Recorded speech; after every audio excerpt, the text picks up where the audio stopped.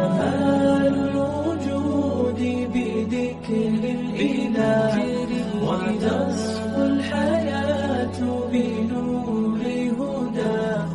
جمال الوجود بذكر الإله وتصفو الحياة بنور هدى. وتطرب نفس له طاعة ويبلغ سعد إلى منتهى. جمال الوجود بذكر الإله وتصفو الحياة بنور هدى.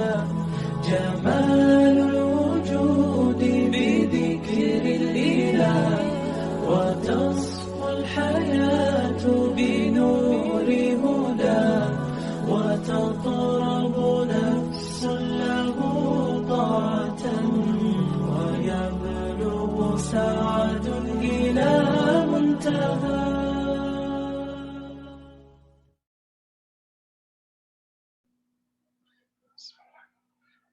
الحمد للہ وحدہ والصلاة والسلام علی من لا نبی بعدہ. اعوذ باللہ من الشیطان الرجیم. بسم اللہ الرحمن الرحیم. رب اشرح لی صدری ویسر لی امری واحلل عقدۃ من لسانی یفقہوا قولی. ربی زدنی علما ربی زدنی علما ربی زدنی علما اللہم ربی زدنی علما. تمام قسم کی حمد و ثنا کبریائی بڑائی اللہ وحدہ لا شریک کے لیے لائق و زیبا ہے. سبحان اللہ و بحمدہ سبحان اللہ العظیم. انگنت درود و سلام ہو انبیاء کی مقدس جماعت پر، خصوصاً سید المرسلین رحمت للعالمین جناب محمد رسول اللہ صلی اللہ علیہ وسلم کی ذات گرامی پر. اللہم صلی علی محمد وعلی آل محمد کما صلیت علی ابراہیم وعلی آل ابراہیم انک حمید مجید. اللہم بارک علی محمد وعلی آل محمد کما بارکت علی ابراہیم وعلی آل ابراہیم انک حمید مجید. اللہ کی حمد و ثنا اور رسول اکرم صلی اللہ علیہ وسلم کے اوپر درود و سلام کے بعد انشاءاللہ آج ہم اصول ثلاثہ کی کلاس کا، دور شریعہ کی کلاس کا انشاءاللہ کوشچن نمبر 41 پڑھیں گے. Question number 41. اس میں ایک سوال ہے، وہ یہ کہ ایمان کے کتنے ارکان ہیں اور وہ کیا کیا ہے. ایمان کے کتنے ارکان ہیں اور وہ کیا کیا ہے. ایمان کے سلسلے میں اس سے پہلے ہم نے جو باتیں پڑھی ہے اسلام کے سلسلے میں پڑھی. اسے اسلام کی بنیادوں کے سلسلے میں بتایا گیا کہ اس کی 5 بنیادیں ہیں. بنی الاسلام علی خمس کے تحت ہم نے 5 بنیادیں پڑھی اور اس کی ڈیٹیل آپ کے سامنے رکھی گئی. آج انشاءاللہ ایمان کے کتنے رکن ہیں، کتنے ارکان ہیں اور وہ کون کون سے ہیں، وہ تمام چیزیں انشاءاللہ آپ کے سامنے آئے گی. کہتے ہیں ایمان کے کتنے ارکان ہیں اور وہ کیا ہے. جواب دیتے ہیں کہ ایمان کے 6 ارکان ہیں. ایمان کے 6 ارکان ہیں جس کو اصول ایمان بھی کہا جاتا ہے. جس کو اصول ایمان بھی کہا جاتا ہے. ایمان کے 6 اصول یا 6 ارکان ہیں. ٹھیک ہے. اب وہ یہ ہے کہ تم اللہ پر، اس کے فرشتوں پر، اس کی کتابوں پر، اس کے رسولوں پر، یوم آخرت پر، روز قیامت پر اور اچھی اور بری تقدیر پر ایمان رکھو. ان 6 ارکان کی دلیل کیا ہے؟ اللہ تعالیٰ کا فرمان، اللہ رب العزت کا فرمان، لیس البر ان تولوا وجوہکم قبل المشرق والمغرب ولكن البر من آمن باللہ والیوم الآخر والملائکۃ والکتاب والنبیین. اس کی دلیل کے طور پہ یہ آیت کریمہ آپ کے سامنے پڑھی گئی. آیت ہے سورۃ البقرہ کی آیت ہے، آیت نمبر 177. اللہ رب العالمین ارشاد فرماتا ہے لیسل بر، نیکی یہ نہیں ہے، نیکی کے سلسلے میں کہا جا رہا ہے کہ نیکی یہ نہیں ہے، ان تولو وجوہکم، ان تولو وجوہکم، کہ تم اپنے چہرے کو مشرق یا مغرب کی طرف پھیر دو، قبل المشرق والمغرب، مشرق یا مغرب کی طرف اپنے چہرے کو گھما لو، صرف یہی نیکی نہیں ہے۔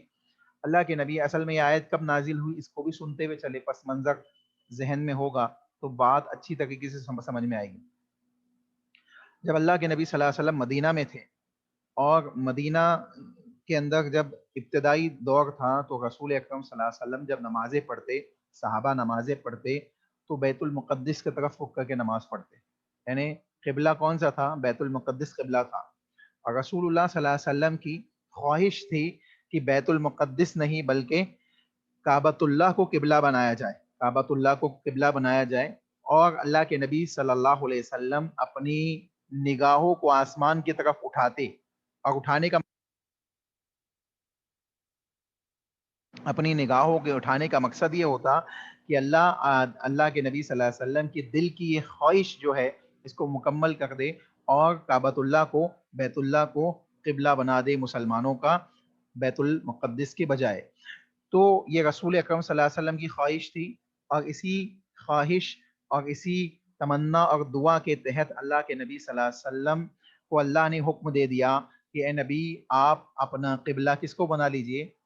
کعبۃ اللہ کو بنا لیجئے، کعبۃ اللہ کو بنا لیجئے۔ یعنی ابھی تک کہاں پڑھ رہے تھے؟ بیت المقدس کی جانب رخ کر کے نماز پڑھ رہے تھے، اب اللہ کے نبی کو حکم دے دیا گیا کہ کعبۃ اللہ کو اپنا قبلہ بنا لیجئے۔ آپ دیکھیں یہاں پہ جو بات ہے وہ اصل تعلق اس کا ایمان ہی سے ہے۔ کیسے؟ اگر ایمان والا ہے تو اس کے لیے اتنا کافی ہے کہ اللہ نے حکم دے دیا کہ بیت المقدس کے قبلے کو چھوڑ کر کعبۃ اللہ کو اپنا قبلہ بنا لو، تو اب ایمان ہونے کی وجہ سے اتنا اللہ کا حکم ہی کافی ہے، اس میں کوئی اعتراض کرنے کی بات نہیں ہے۔ لیکن جو منافقین تھے مدینہ کے اندر، یا اسی طریقے سے دوسرے اہل کتاب موجود تھے، انہوں نے مختلف قسم کے اعتراضات کیے، اور اللہ کے نبی صلی اللہ علیہ وسلم اور مشرکین اور اللہ کے نبی صلی اللہ علیہ وسلم اور آپ کے صحابہ کو طعن و تشنیع کرنے لگے، اور مختلف باتیں کہنے لگے کہ ابھی تک تو تم نے بیت المقدس کو اپنا قبلہ بنایا ہوا تھا، اب تم کعبۃ اللہ کو اپنا قبلہ بنا گئے ہو، اور یہ عجیب سی بات ہے۔ یعنی اس قسم کی باتیں اللہ کے نبی صلی اللہ علیہ وسلم اور صحابہ سے کہنے لگے، تو اللہ نے اس کے جواب میں آیتیں نازل کی، جس میں سے ایک آیت یہ بھی ہے جو ہمارے سامنے موجود ہے۔ اللہ رب العالمین نے بیان فرمایا کہ نیکی یہ نہیں ہے کہ تم اپنا رخ مشرق یا مغرب کی طرف پھیر لو، یعنی نیکی کا اصل کام یہ نہیں ہے، یہ تو اللہ رب العالمین کا حکم ہے، یہ اللہ کا حکم ہے، اور اللہ کا حکم بجا لانا ہے کہ اللہ نے حکم دیا ہے کہ کعبۃ اللہ کی طرف رخ کرو، تو کعبۃ اللہ کی طرف ہم رخ کر کے نماز پڑھ گئے۔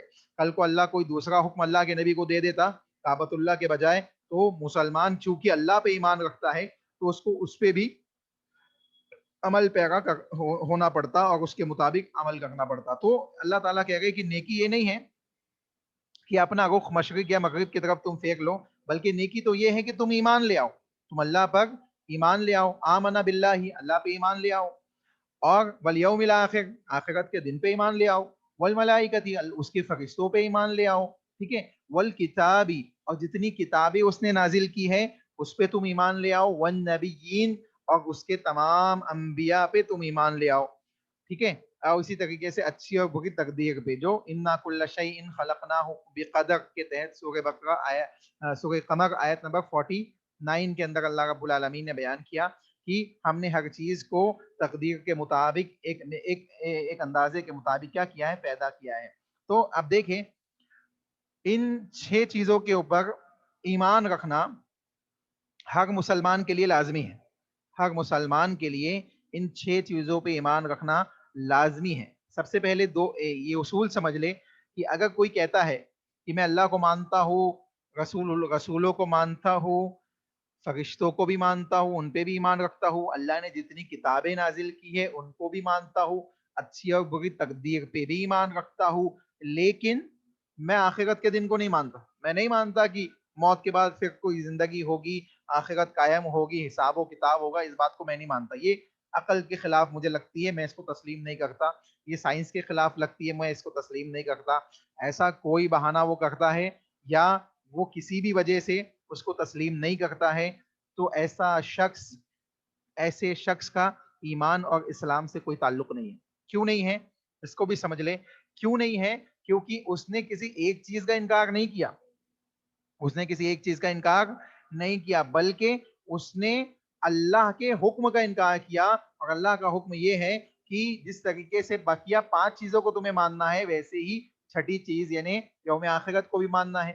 اب اس کا مطلب یہ نہیں کہ یوم آخرت ہی، بلکہ اس میں سے کسی کے بھی تم منکر نہیں ہو سکتے، تمہیں چاہیے کہ تم اس کے اوپر ایمان رکھتے ہوئے زندگی گزارو۔ اب ایک ایک چیز کو اگر ہم دیکھیں گے کہ اللہ کے اوپر ایمان رکھنے کا کیا معنی ہے، فرشتوں کے اوپر ایمان رکھنے کا کیا معنی ہے، ٹھیک ہے، اسی طریقے سے یوم آخرت کے اوپر ایمان رکھنے کا کیا معنی اور مطلب ہے، کتابوں پہ اور نبیوں کے اسی طریقے سے تقدیر کے سلسلے میں، یہ 6 کی 6 چیزیں ہیں، اور یہ اہم ترین چیز ہے، اس میں سے کسی ایک کا بھی انسان منکر نہیں ہو سکتا، اگر کسی ایک کا بھی منکر ہوگا تو بقیہ تمام چیزوں کا بھی وہ ایٹومیٹکلی کیا ہو جائے گا، منکر مانا جائے گا، اسلام میں اس کا کوئی وجود باقی نہیں بچے گا۔ وجہ کیونکہ یہ حکم کس کی جانب سے ہے، اللہ ہی کی جانب سے ہے، اللہ ہی نے اس کے اوپر ایمان لانے کا حکم دیا ہے، ٹھیک ہے۔ اب اس کو مختصر طور پہ سن لے، پھر انشاءاللہ ہم باللہ سے سٹارٹ کریں گے کہ اللہ کے اوپر ایمان رکھنے کا کیا معنی ہے۔ سب سے پہلے اللہ رب العالمین نے اللہ کے جو باتیں بیان کی، اللہ رب العالمین کے اوپر ایمان رکھنا ہے، یوم آخرت کے دن کے سلسلے میں ایمان رکھنا ہے کہ وہ قائم ہوگا، اس کے قائم ہونے میں کوئی شک و شبہ نہیں ہے، فرشتوں کے سلسلے میں ایمان رکھنا ہے کہ اللہ کی نورانی مخلوق ہے، اور یہ اللہ کی اطاعت و فرما برداری کے ساتھ ہی زندگی گزارتی ہے، اور یہ تمام کے تمام فرشتے جن کے نام معلوم ہے یا جن کے نام نہیں معلوم ہے، تعداد نہیں معلوم ہے، ان سب پہ ہم ایمان رکھتے ہیں مطلقاً، ٹھیک ہے۔ اسی طریقے سے کتابوں پر، جتنی کتابیں اللہ نے نازل کی ہے جن کے نام ہم جانتے ہیں، یا جتنی کتابیں اگر ہم نام نہیں بھی جانتے، ہم کسی کتاب کو یہ نہیں کہیں گے کہ یہ اللہ کی طرف سے نازل ہے، بلکہ جتنی کتابیں آسمانی ہیں جن کا ثبوت ہمیں ملتا ہے ان سب پہ ہم کیا کرتے ہیں، ایمان رکھتے ہیں۔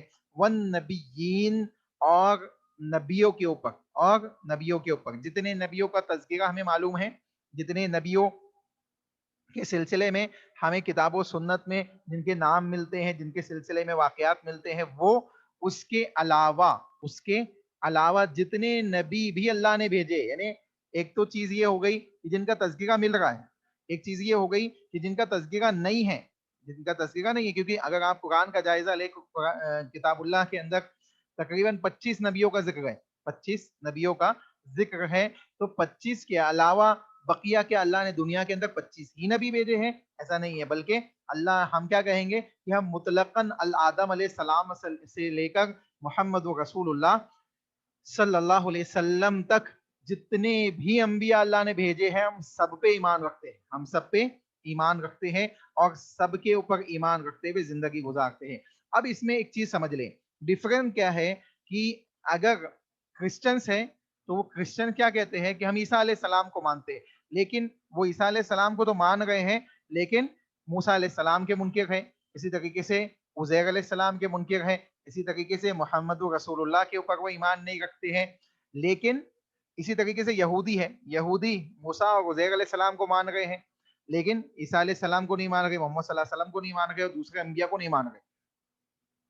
لیکن مسلمانوں کا کیا ہے، ان میں اور مسلمانوں میں ڈفرنس کیا ہے کہ مسلمان محمد صلی اللہ علیہ وسلم کو بھی مان رہا ہے، اور اللہ کے نبی کے ساتھ تمام انبیاء کے اوپر ایمان رکھتا ہے کہ یہ اللہ کے سچے نبی ہیں، اللہ ہی نے ان کو مبعوث کیا تھا، اور اللہ ہی نے ان کو نبی بنایا، ان سب پہ ہم مطلقاً ایمان رکھتے ہیں۔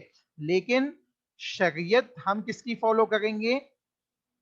محمد صلی اللہ علیہ وسلم کی، یعنی شریعتاً ہم اللہ کے نبی صلی اللہ علیہ وسلم کی اتباع کریں گے۔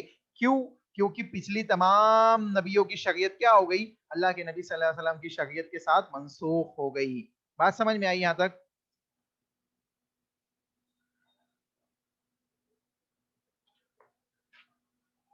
جی، بات سمجھ میں آئی؟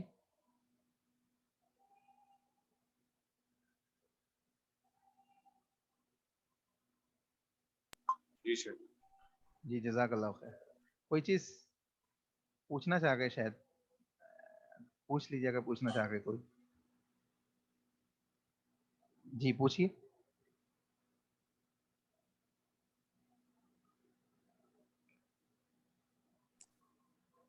چلیے اگر پوچھنا ہو تو آپ مائک انمیوٹ کر کے پوچھ سکتے ہیں, کوئی مسئلہ نہیں ہے.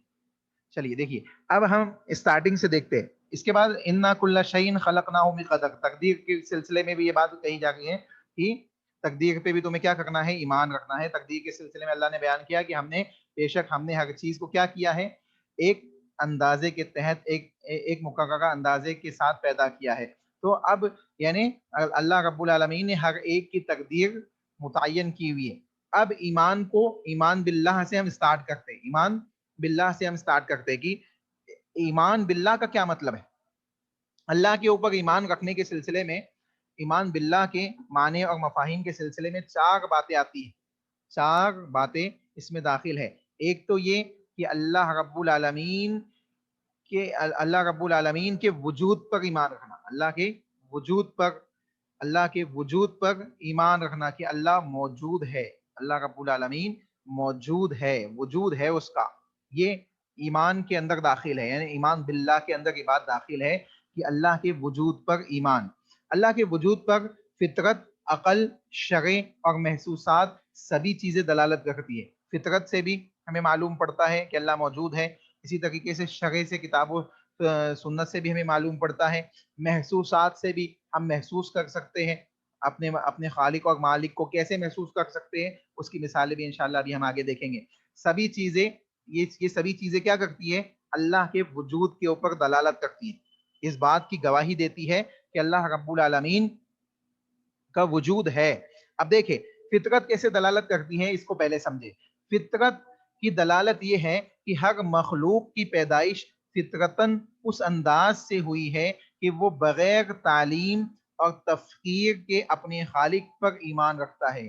یعنی اگر ایک شخص پیدا ہو اور اس کو کسی مذہب کی طرف نہ موڑا جائے, اس کو کسی مذہب کی تعلیم نہ دی جائے, اس کو اس کے حال پہ چھوڑ دیا جائے اور وہ اسی کیفیت کے ساتھ بڑا ہو جائے, تو وہ ایک ہی خالق اور ایک ہی مالک کو مانتا ہوا زندگی گزارے گا. یعنی معبودان باطلہ کی طرف وہ اس کا رجحان نہیں جائے گا, بلکہ ایک خالق اور مالک کے ساتھ, ایک خالق اور مالک کی عبادت کے ساتھ زندگی گزارے گا. اس کی کئی مثالیں ہم دیکھ سکتے ہیں, جو اصحاب الکہف کے واقعے میں بھی آپ دیکھ سکتے ہیں. ان نوجوانوں کو جب کسی چیز کی رہنمائی نہیں ملی اور ان کے معاشرے کے اندر انہوں نے بت پرستی دیکھی, تو ان کو یہ محسوس ہوا کہ یہ چیز تو مناسب نہیں ہے. تو ایسی کئی چیزیں ہم دیکھ سکتے ہیں کہ فطرتاً ایک چیز کو اگر اسی کیفیت میں چھوڑ دیا جائے, تو وہ اگر اسی کیفیت کے ساتھ بڑی ہوتی ہے, تو وہ اپنی صحیح راہ, اپنے خالق حقیقی کو پہچاننا اس کے لیے کوئی مشکل بات نہیں ہے. اس کی دلیل کے طور پہ رسول اکرم صلی اللہ علیہ وسلم کا وہ قول, وہ فرمان یاد رکھے. اللہ کے نبی صلی اللہ علیہ وسلم نے ارشاد فرمایا, کل مولود یولد علی الفطرہ, کہ ہر بچہ فطرت کے اوپر پیدا ہوتا ہے, یعنی فطرت اسلام کے اوپر پیدا ہوتا ہے. اگر اس کو اس کی کیفیت پہ چھوڑ دیا جائے تو وہ آگے چل کے اپنے معبود حقیقی کو پہچان لے گا, فطرت کو پہچان لے گا اور اللہ ہی کی عبادت کرے گا, انشاءاللہ اسلام کو مانتا ہوا زندگی گزارے گا. اللہ کے نبی نے آگے کہا, فَأَبَوَاهُ يُهَوِّدَانِهِ اور يُنَصِّرَانِهِ, اس کے والدین اس کو یہودی بنا دیتے ہیں, نصرانی بنا دیتے ہیں, یا مجوسی بنا دیتے ہیں. یعنی یہ والدین جس طرف اس کو ڈھالتے ہیں وہ اسی طرف ڈھلتا چلا جاتا ہے. اگر وہ فطرت پہ اس کو چھوڑ دیا جائے تو وہ یقینی معنوں میں ایک خالق اور مالک کے ساتھ ہی, ایک خالق اور مالک کی عبادت کے ساتھ ہی زندگی گزارے گا انشاءاللہ. ٹھیک ہے, تو ایک چیز تو یہ معلوم پڑی کہ فطرت پہ اگر کسی کو چھوڑ دیا جائے تو وہ کیا کرے گا, اپنے خالق پر ایمان رکھتے ہوئے ہی زندگی انشاءاللہ گزارے گا. اس فطرت سے وہ اسی وقت منحرف ہو سکتا ہے جبکہ اس کے دل پر کوئی ایسی چیز موجود نہ ہو جو اسے فطرت سے پھیر دے. یعنی اس کے دل کے اوپر کوئی ایسی چیز موجود نہیں ہے, جیسے معبود باطل کی تعظیم یا اس قسم کی دوسری چیزیں, جیسے کہ بچوں کو لوگ سکھاتے ہیں بچپن ہی سے اپنے, جس کو وہ مانتے ہیں, جس کے سلسلے میں وہ عقیدہ رکھتے ہیں, جس کو بعض لوگ آستھا کہتے ہیں. تو وہ ان کو بس بچپن سے ویسی ہی تعلیم دیتے ہیں. تو چونکہ دل کے اوپر وہ اثر بچپن ہی سے پڑ رہا ہے تو وہ فطرت کیا ہوتی ہے, دھیرے دھیرے ختم ہو جاتی ہے. جب فطرت ختم ہوتی ہے تو وہ انہی چیزوں کو مانتا ہوا زندگی گزارتا ہے جن کو مانتا ہوا اپنے ماں باپ کو, اپنے بڑوں کو دیکھتا ہے. چنانچہ فطرت پھیر دیتی ہے, جو اس حدیث سے بھی ہمیں معلوم پڑتا ہے, جو صحیح بخاری کی اللہ کے نبی کی حدیث آپ کے سامنے ابھی پڑھی گئی, کہ اللہ کے نبی نے کہا کہ ہر بچہ فطرت پہ پیدا ہوتا ہے, لیکن اس کے والدین کیا کرتے ہیں, اس کو مجوسی, نصرانی, یہودی بنا ڈالتے ہیں. اگر اس کو چھوڑ دیا جائے تو وہ فطرت اسلام ہی پہ باقی رہے گا انشاءاللہ. ٹھیک ہے, یہ فطرت کی دلیل ہوئی. دوسری چیز وجود باقی تعالیٰ کی دلیل, کہ اللہ کا وجود ہے, اللہ موجود ہے. اس کی کیا دلیل ہے؟ اس کی کیا دلیل ہے؟ اس کی دلیل یعنی وجود باقی پر عقل کی دلالت یہ ہے. ایک تو فطرت کی دلیل ہم نے سنے, تو اب ہم عقلی دلیل بھی دیکھیں گے کہ عقلی طور پہ ہم اس کو کیسے سمجھیں گے. ہوتا ہے نا کہ لوگ لاجیکلی سوچتے ہیں, لاجیکلی سوچنے والے بہت سے لوگ آپ کو معاشرے میں ملیں گے کہ اگر ان کو مسئلہ لاجیکلی سمجھ میں نہ آئے تو بعض دفعہ وہ مسئلہ مانتے ہی نہیں ہے, مسئلہ مانتے ہی نہیں ہے. تو یہاں پہ لاجیکلی بات سمجھائی جا گئی کہ لاجیکلی ہم کیسے مانیں گے کہ اللہ رب العالمین موجود ہے, اس کا وجود ہے. وجود باقی تعالیٰ پر عقل کی دلالت یہ ہے کہ اگلی پچھلی تمام مخلوق کے لیے کسی ایسے خالق کا ہونا ضروری ہے جس نے انہیں وجود بخشا ہے. یعنی آدم علیہ السلام اور ان سے پہلے بھی جو مخلوقات یا جنات اور فرشتوں کی موجود ہیں, یا دوسری جو مخلوقات جن کو ہم سمندروں کی تہ میں پاتے ہیں اور دوسری جگہوں پہ پاتے ہیں, ایسی تمام مخلوقات جن کو ہم نے دیکھا ہے یا نہ دیکھا ہے, ان سب کی موجودگی چاہے انسانوں کی شکل میں ہو, انسان بھی مخلوق ہے اللہ کی, تو انسان سے پہلے کی ہو یا انسان کے بعد کی ہو, ہر مخلوق کی موجودگی اس بات کے اوپر دلالت کرتی ہے کہ یہ موجود ہے تو اس کا کوئی نہ کوئی موجد ہوگا, اس کا کوئی نہ کوئی موجد ہوگا, یعنی جس نے ان کو وجود بخشا ہوگا. کوئی ایسی ذات ہوگی جس نے ان کو وجود بخشا ہوگا, کیونکہ یہ ممکن ہی نہیں ہے کہ مخلوق خود بخود پیدا ہو جائے, مخلوق خود بخود وجود میں آ جائے, خود بخود وجود کو اپنا لے. یہ ممکن ہی نہیں ہے, اور نہ یہ ممکن ہے کہ ان کا وجود کسی غیر متوقع طور پہ واقع ہو جائے, یعنی اچانک کسی کا وجود ہو جائے, اچانک کسی کا وجود ہو جائے, یہ بھی ممکن نہیں ہے. آپ اس کو یوں سمجھے, عقلی طور پہ یوں سمجھے, آپ کے گھروں, آپ سب کے گھر میں کہیں نہ کہیں پین یا پینسل ہوگی. پین یا پینسل ہے آپ لوگوں کے یہاں؟ جلدی سے بتائیے, پین یا پینسل ہے آپ لوگوں کے یہاں؟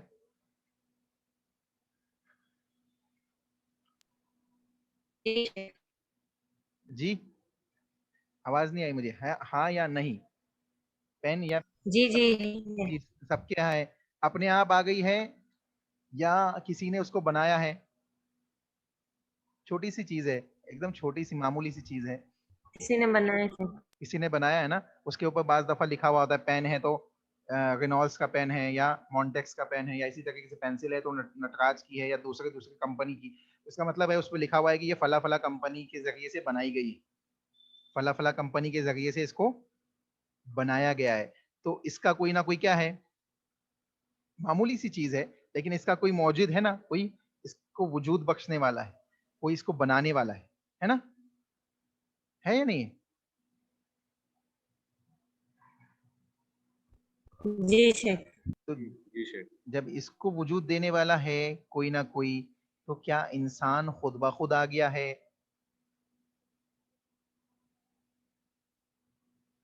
انسان کو کس نے وجود دیا؟ نہیں.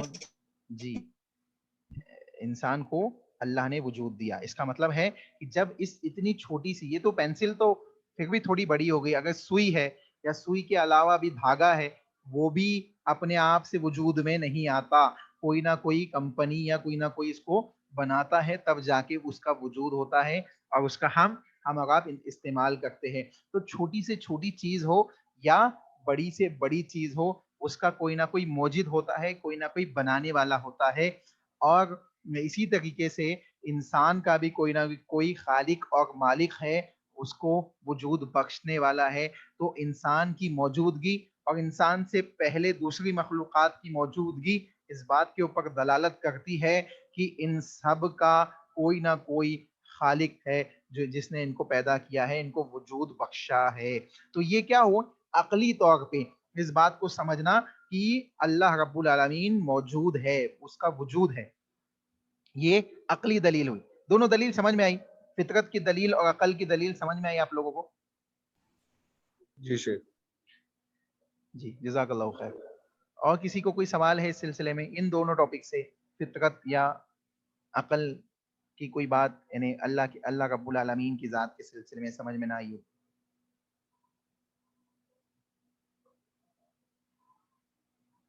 چلیے آگے چلتے، ٹھیک ہے۔ اب دیکھیں جب جی شیخ بعض وقت مطلب جیسے ہم جسمانی طریقے سے اللہ تعالیٰ آپ کی آواز نہیں، آپ پھر سے بولیے، آپ کی آواز کٹ رہی ہے بیچ میں سے، شاید نیٹ ورک پرابلم ہے۔ نہیں آواز نہیں آئی آپ کی، پھر سے بولیے پلیز۔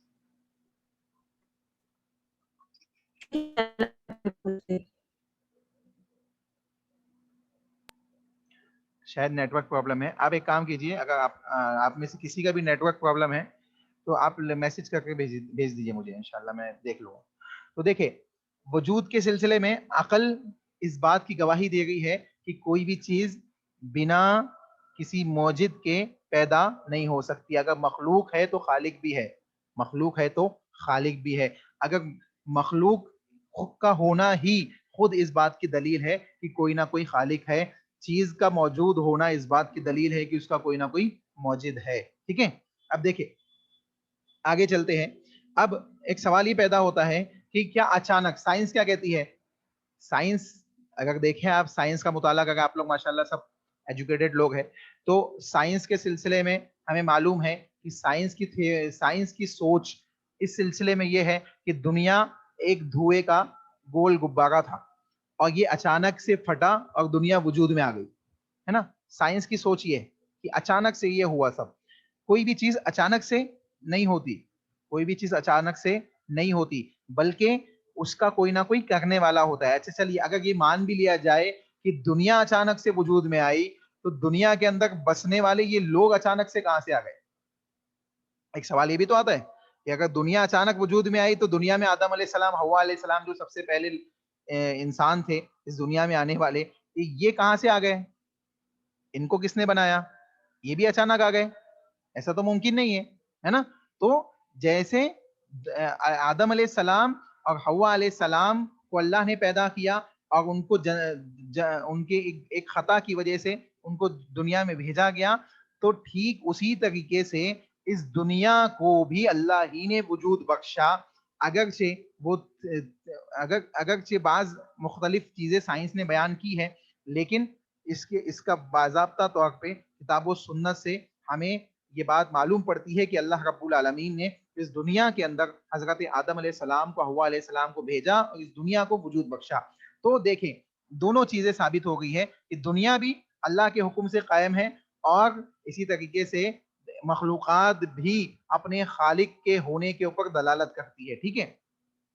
اب دیکھیں غیر متوقع طور پر اس کا وجود اس لیے نہیں ہو سکتا کہ ہر وجود پانے والے کے لیے ایک وجود دینے والا بھی ہونا چاہیے، اور اس لیے بھی کہ بے مثال باہم مربوط نظم و نسق اور اسباب و مسببات ہم دیکھ رہے ہیں معاشرے کے اندر، اس تمام کائنات کے درمیان مکمل ربط اور ضبط کے ساتھ مخلوقات کا وجود کلیہ موجود ہے۔ یعنی آپ دیکھیں آسمان ایک حساب سے قائم ہے اور بنا کسی ستون کے قائم ہے، بنا کسی ستون کے قائم ہے۔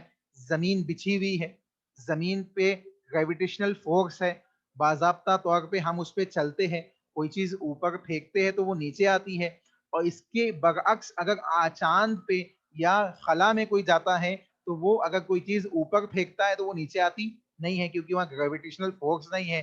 تو یہاں مخلوقات ہیں، وہاں مخلوقات نہیں ہے، وہاں مخلوقات جاتی ہے تو ہواؤں میں اڑتی ہے، یہاں مخلوقات ہے تو ان کے چلنے پھرنے اور دوسری چیزوں کے لیے اللہ نے زمین کو گریویٹیشنل فورس عطا کیا ہے جو آج ہمیں معلوم پڑا، لیکن زمین کے سلسلے میں تو کتاب اللہ نے 1450 سال پہلے ہی یہ بات بیان کر دی تھی کہ والارض فراشا، کہ ہم نے زمین کو فراش بنایا ہے، بچھا دیا ہے۔ بچھایا کس کو جاتا ہے؟ جب آپ چٹائی کو بچھاتے ہیں تو اس زمین سے کیا ہوتی ہے؟ اوپر ہوتی ہے کہ چپک جاتی ہے؟ چٹائی بچھاتے ہیں نا ہم، چٹائی یا بستر یا کوئی بھی چادر آپ زمین پہ بچھاتے ہیں تو وہ زمین سے کیا ہوتی ہے؟ چپک جاتی ہے۔ تو فراش کا مطلب ایسے ہی ہوتا ہے کہ کسی چیز کو بچھا دیا جائے، کسی چیز کو بچھا دیا جائے۔ تو اللہ نے زمین کو کیا کہا کہ ہم نے زمین کو بچھا دیا ہے۔ اور پہاڑوں کے سلسلے میں اللہ نے کیا کہا کہ ہم نے پہاڑوں کو نصب کر دیا ہے۔ نصب یعنی گاڑنا، کھوٹا۔ دیکھیں آپ کسی بکری یا بیل یا گائے کو باندھنے کے لیے کھوٹا لگاتے ہیں، تو یہ کھوٹا کیا کرتے ہیں؟ ہم نصب کرتے ہیں، اس کو کھودتے ہیں، گاڑتے ہیں، یہ نصب کیا جاتا ہے۔ اور چٹائی بچھائی جاتی ہے، چٹائی بچھائی جاتی ہے اور کھوٹا گاڑا جاتا ہے۔ تو پہاڑوں کو اللہ نے کیا کیا؟ زمین کے کھوٹے بنا دیے۔ اس کی وجہ سے یہ کیا ہوتے؟ زمین ہلتی نہیں ہے، زمین قائم ہے۔ تو آسمان کو بھی اللہ نے کیا کیا؟ بنا ستون کے قائم اور دائم رکھا۔ کس کے حکم سے یہ تمام چیزیں ہیں؟ ایک وحدہ لا شریک اللہ رب العالمین کی کے حکم سے۔ تو معلوم پڑ رہا ہے کہ یہ تمام چیزوں کا آپس میں ربط اور تعلق ہے، اور یہ تمام چیزیں کسی خالق اور کسی موجود ذات رب العالمین کے حکم سے قائم اور دائم ہے۔ اسی طریقے سے یہ تو عقلی طور پہ ہوئی۔ کتاب اللہ کے اندر خود اللہ رب العالمین نے یہ بات بیان کی، ام خلقوا من غیر شیء ام هم الخالقون، کیا یہ لوگ بغیر کسی خالق کے پیدا ہو گئے یا یہ خود اپنے خالق ہے؟ اللہ نے کیا کہا؟ کیا یہ لوگ بغیر کسی خالق کے پیدا ہو گئے ہیں یا یہ خود اپنے خالق ہے؟ اس کا مطلب ہے کہ نہ کسی بغیر خالق کے پیدا ہوئے ہیں، نہ یہ خود اپنے خالق ہے، بلکہ ان کا خالق اور مالک کون ہے؟ اللہ رب العالمین ہی ہے۔ لہٰذا جب یہ ممکن نہیں کہ مخلوقات خود اپنے وجود کی موجود ہو، اور نہ ہی یہ ممکن ہے کہ ان کا وجود غیر متوقع طور پہ ہو، اس لیے ثابت ہو گیا کہ کوئی نہ کوئی ان کا موجد ہے، اور وہ موجد کوئی اور نہیں، صرف اور صرف اللہ رب العالمین ہے۔ ٹھیک ہے؟ اس عقلی دلیل اور قطعی ثبوت کے طور پہ، اس کے ذکر کے طور پہ یہ آیت آپ ذہن میں رکھ سکتے ہیں کہ اللہ رب العالمین نے بیان کیا ام خلقوا من غیر شیء ام هم الخالقون۔ اس آیت کو اپنے ذہن میں رکھ سکتے ہیں۔ ٹھیک ہے؟ اسی طریقے سے یہ بات بھی دیکھتے چلیں۔ اب اس آیت میں جو بات بیان کی گئی کہ یہ خود جو اعتراضات کرنے والے لوگ ہیں، یہ خود بھی ان کا وجود بھی کہیں نہ کہیں سے کسی نہ کسی ذریعے سے ہوا ہے۔ آپ دیکھیں بعض لوگ یہ کہہ سکتے ہیں کہ مرد و زن کے اختلاط سے اولاد کا وجود ہوتا ہے، مرد و زن کے اختلاط سے اولاد کا وجود ہوتا ہے، یعنی ایک ہسبینڈ اینڈ وائف جب ملتے ہیں تو کوئی بچہ پیدا ہوتا ہے۔ لیکن یہ بات ایسی ہی ہے کہ یعنی اس کو سمجھنا بڑا آسان ہے۔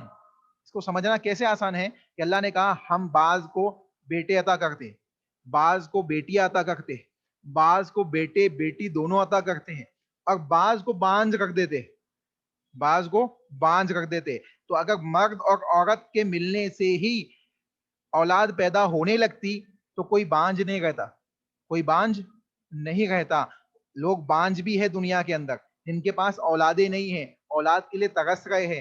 تو آپ دیکھیں اللہ رب العالمین کا یہ حکم عین اس بات کے اوپر دلالت کرتا ہے کہ اولادیں بھی اللہ ہی کے حکم سے ہوتی ہے، چاہے بیٹا ہو بیٹی ہو، اور اگر نہیں ہوتی ہے تو بھی اللہ ہی کے حکم سے نہیں ہوتی ہے۔ یعنی اگر کوئی بانجھ ہے، کوئی ماں باپ بنا اولاد کی زندگی گزار رہے ہیں، تو اس کا مطلب ہے یہ بھی اللہ ہی کی مشیت اور اس کا حکم ہے، کسی دوسرے کا اس میں کوئی اختیار نہیں ہے۔ تو اولاد کا ہونا یا نہ ہونا یہ صرف مرد و زن کا اختلاط نہیں ہے، بلکہ اس میں مشیت الہی شامل ہے کہ جب وہ چاہتا ہے جبھی اولاد ہوتی ہے، جب وہ نہیں چاہتا تو اولاد بھی نہیں ہو سکتی۔ تو یہ بات سمجھنے کی ہے۔ ٹھیک ہے؟ اسی طریقے سے کتنی چیزیں ہم نے دیکھ لی؟ جی کتنی؟ کون سی چیزیں ابھی دیکھی ہم نے؟ فطرت،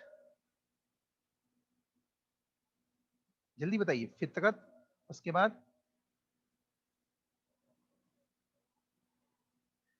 اتنے جلدی بھول جاتے ہیں آپ لوگ. اللہ کے وجود کے سلسلے میں ہم نے سب سے پہلے کس چیز کے فطرت کے سلسلے میں پڑھا؟ فطرت کی دلیل. اس کے بعد عقلی دلیل. ٹھیک ہے, اس کے بعد عقلی دلیل. اب ہم شرعی دلیل دیکھیں گے کہ شرعی طور پہ اللہ کے وجود کے سلسلے میں ہمیں کیا چیزیں ملتی ہے.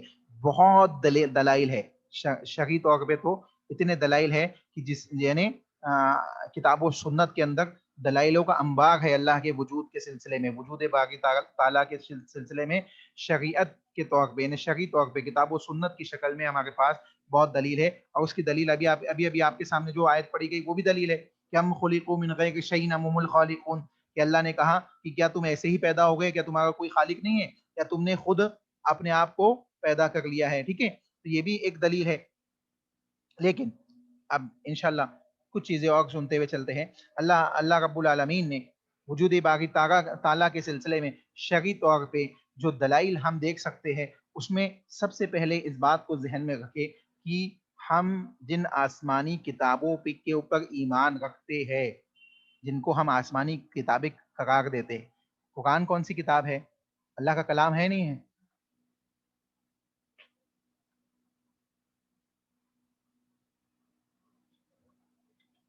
جلدی بتائیے, ٹائم ختم ہونے والا ہے. اللہ کا کلام ہے نہیں؟